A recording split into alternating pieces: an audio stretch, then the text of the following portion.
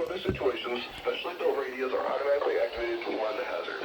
Tests of these radios are normally conducted by the National Weather Service in Indianapolis every Wednesday between 11 a.m. and noon Eastern Time.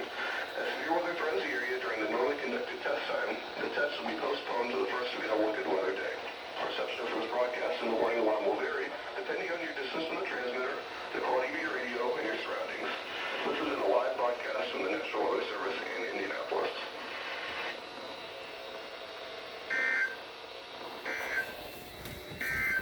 Flood watch remains in effect until 8 p.m. Eastern Daylight Time this evening. Flooding caused by excessive rainfall continues to be possible. The areas affected include portions of central Indiana, south central Indiana, southeast Indiana, and southwest Indiana, including the following counties: in central Indiana, Bartholomew and Decatur; in south central Indiana, Brown, Jackson, Lawrence, and Monroe; in southeast Indiana, Jennings; in southwest Indiana, Davies, Greene, Knox, Martin, and Sullivan.